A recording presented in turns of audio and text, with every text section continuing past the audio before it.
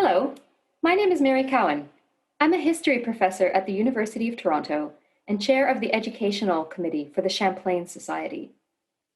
One of my areas of research is the history of 17th century New France. And another area of research that I undertake is how best to teach and learn history. So I was very excited to develop resources built around primary sources about the French settlement of Quebec in 1608. History educators are using more and more primary sources in their teaching of history, and that's great. In history, primary sources are the sources that were created at the time and in the place being studied. They are our most direct evidence about the past. They're kind of like the raw data that we can use for historical analysis. Students learn to think historically when they are interpreting these sources for themselves. But teaching with primary sources can be challenging. Teachers need to find the primary sources in the first place.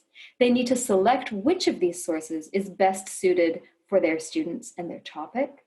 And then they need to contextualize the primary source responsibly so that students know how the evidence can and cannot be used to say something about the past.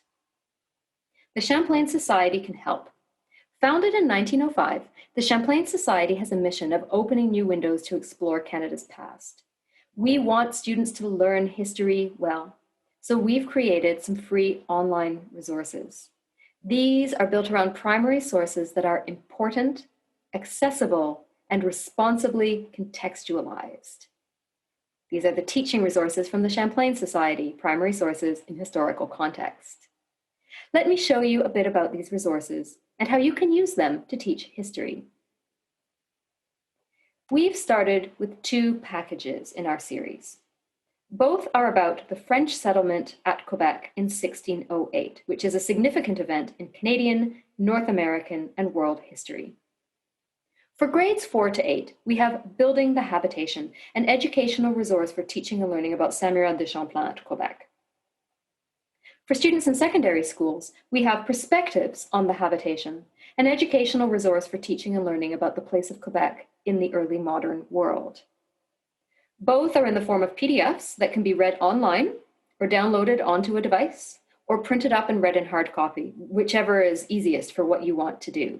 And both are freely accessible to all. They're absolutely free to use. Each package is built around primary sources. One of these is an excerpt from the Voyages written by Samuel de Champlain. This primary source provides the perspective of one of the leaders of the French settlement, and it draws from the Champlain Society's own publication of the complete works of Samuel de Champlain. One is an excerpt from Innu oral history about the settlement of Quebec. This primary source provides an Indigenous perspective of the event, as recorded by the Innu, a people that Champlain called the Montagnais. You can use either one or the other of these sources on its own, but I think it's even better to use them both together. The French and Innu perspectives are very similar in some respects, but they differ in significant ways as well, and it's interesting to think about why. It's also interesting and important to think about how these sources can and should be used together in order to give us a fuller sense of the past. There are other primary sources in the packages too, along with good secondary sources that help you interpret the primary sources and place them within their historical context when teaching the history of Canada, the history of Quebec, the history of colonial North America, and the history of the early modern world. I'm now going to go to the packages themselves to show you some of their features directly. You can find these packages by going to the Champlain Society's main webpage and clicking on Teaching Resources up here. This will bring you to a page that talks a little bit about the resources and allows you to download them as PDFs. So let's do that.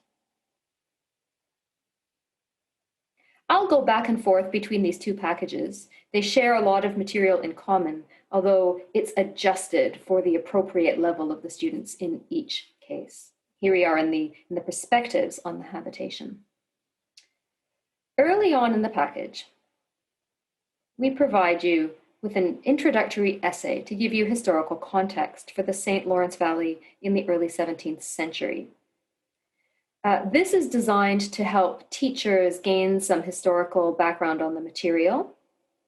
We have a beautiful map here by Samuel de Champlain, some information on the sources that will come later in the package, and in case you want to know more right away, a few recommended further readings.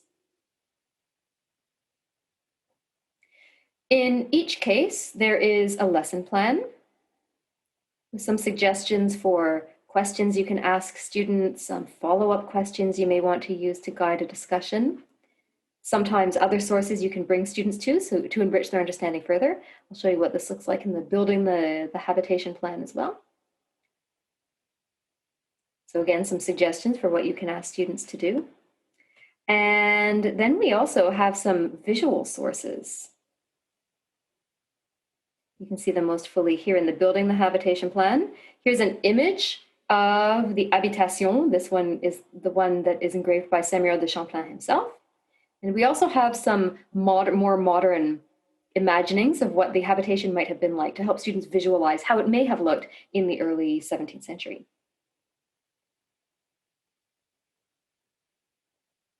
An activity sheet for the students, a larger version of the image.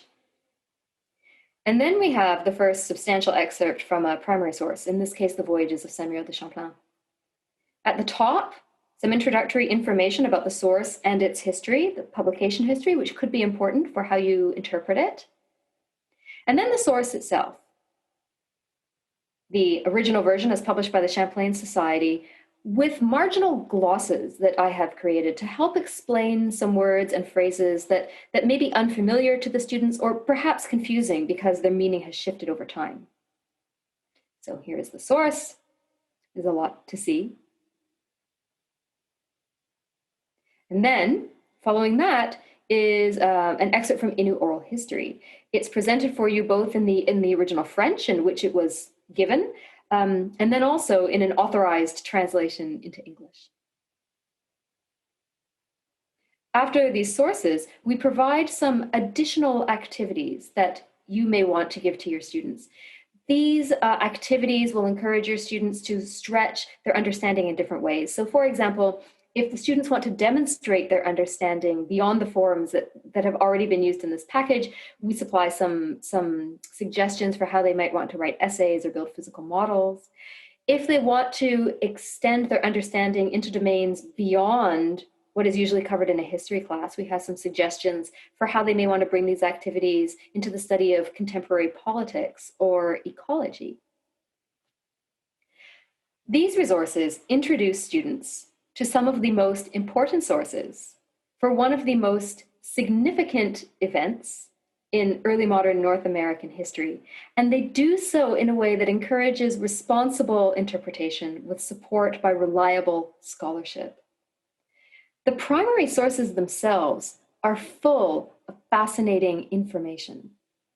They tell us about why the French were inserting themselves into a sophisticated indigenous geopolitical space.